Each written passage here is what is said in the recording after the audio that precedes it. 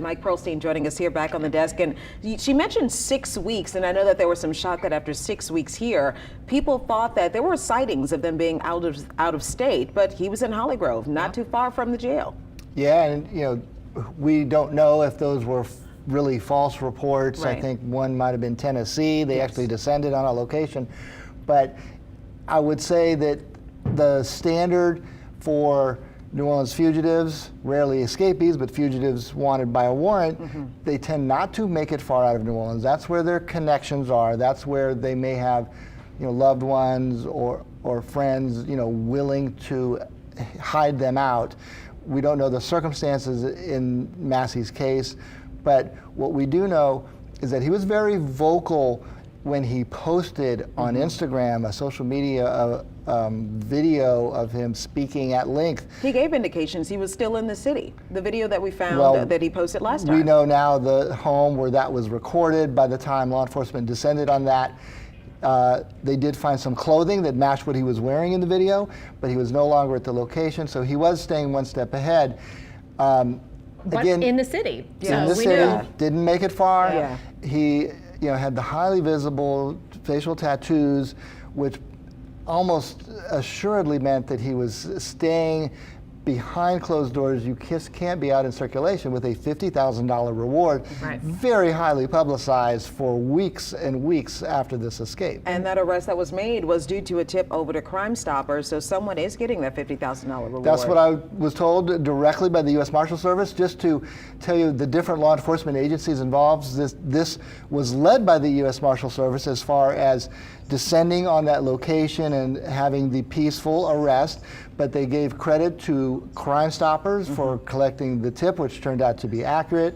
Also at the scene was troopers from the Louisiana State Police, officers with the New Orleans Police Department, deputies with the Jefferson Parish Sheriff's Office, as well as representatives of the Orleans Parish Sheriff's Office. So it really was a team law enforcement effort. It's going to be very interesting as we get more details about that Airbnb where he was staying. It's unknown whether or not he snuck in, whether or not someone may have rented that side of the Airbnb. She did say, excuse me, that it was vacant, that part of the Airbnb was vacant, part of it was rented.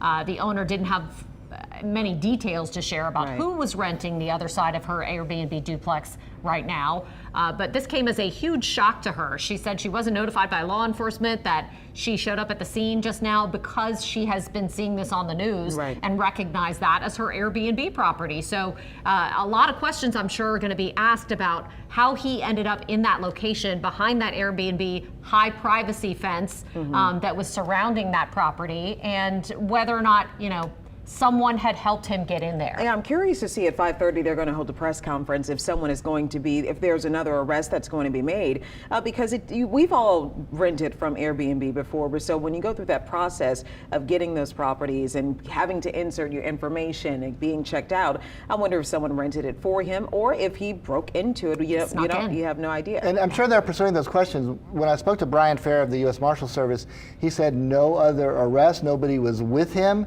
when they finally took him into custody. In fact, he walked out and peacefully surrendered, according to the marshals. So anything that they develop about potential accomplices would come after the fact, as they look at who might have been renting that side of the property where he was. I know that in the case of Airbnbs, obviously you have to give some contact information before you rent. But for all intents and purposes, anyone from anywhere, out of town, out of state, anywhere in the world can, rent an Airbnb anywhere. And so the owner would not necessarily know or have any connection to who called and arranged this. Now, was this truly just rented by some, tourists or visitors to New Orleans, or was this rented intentionally as a potential hiding spot for Antoine Massey? Big question mark, and hopefully we're going to get some of those details.